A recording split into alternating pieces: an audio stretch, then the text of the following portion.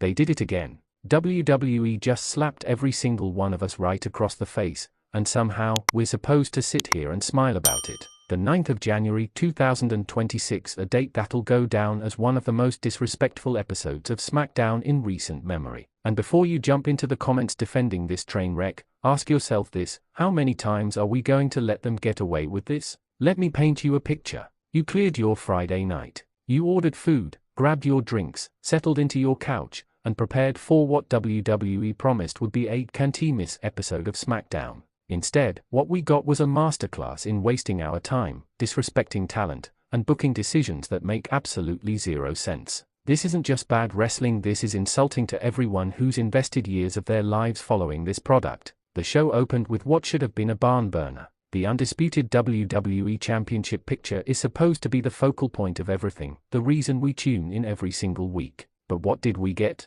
A 20-minute promo segment that went absolutely nowhere. 20 minutes of our lives we'll never get back, watching the same talking points we've heard for the past 3 months. I'm the best. No, I'm the best. We'll settle this at the pay-per-view. Rinse and repeat. Where's the innovation? Where's the creativity that made us fall in love with professional wrestling in the first place? And here's a question for you, drop your answer in the comments. How many more recycled promos can you sit through before you finally turn off your TV? But it gets worse. So much worse. The women's division, a division that's been crawling its way back to relevance after years of being treated as an afterthought, got absolutely buried. Again, we had a fatal 4-way match scheduled that could have stolen the entire show. For incredibly talented women who've been grinding for months, putting on clinic after clinic, finally getting a spotlight moment. The bell rings, we're getting invested, the action is picking up, and then what happens? A disqualification finish in a match where DQ shouldn't even be possible. A fatal 4-way with a DQ finish. Let that sink in. This is the kind of lazy, creative bankruptcy that makes fans walk away. These women deserve better. The audience deserve better. We've been screaming for years about giving the women's division meaningful storylines and proper time, and when they finally get their moment, it's ripped away by a finish that makes zero logical sense. How are we supposed to take anything seriously when the people booking this show clearly don't take it seriously themselves? The tag team division? Don't even get me started. Remember when tag team wrestling meant something in WWE? Remember the Usos, the New Day, the Hardy Boys tearing the house down? Well, those days are apparently dead and buried. This week's tag team action consisted of a 3-minute squash match that served no purpose other than to fill time. 3 minutes. That's how much respect the tag team championships get in 2026. Two teams who've been building momentum, teams that fans have actually gotten behind, reduced to a commercial break match that nobody will remember by tomorrow. The champions retained in the most forgettable way possible, and we're supposed to care about their next feud?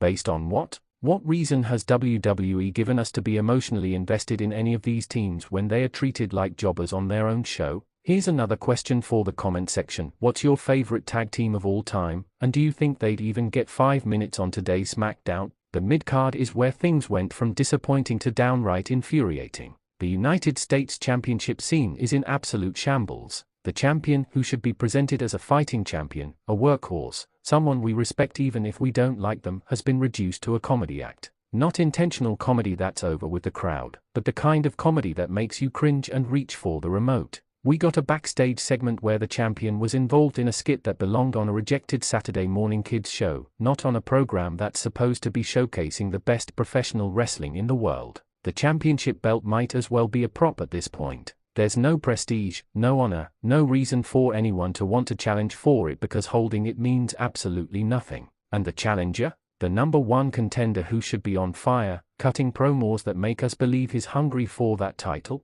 He got 30 seconds of screen time. 30 seconds. In a 2-hour show, the person challenging for a championship couldn't get more than 30 seconds to build interest in the match. How is that acceptable? How does that make it past a team of writers, producers, and executives without someone raising their hand and saying, hey, maybe this isn't a good idea? The main event situation is perhaps the most maddening part of this entire disaster. We've been building toward a massive showdown for weeks. The kind of match that should feel like WrestleMania came early. Two legitimate superstars, both at the top of their game, both with legitimate claims to being the face of the company. This should be easy money. This should be the match that has social media buzzing, that has casual fans tuning in, that reminds everyone why WWE is still the top wrestling company in the world. Instead, we got a 15-minute match that ended in a roll-up. A roll-up. After weeks of build, after all the press conferences, the heated exchanges, the physical confrontations, it ended with one guy holding another guy's tights for a 3 count. No definitive winner, no satisfying conclusion, just another cheap finish that sets up a rematch that we now have zero interest in seeing because we know they are not going to deliver when it matters. This is the formula now, and it's killing the product.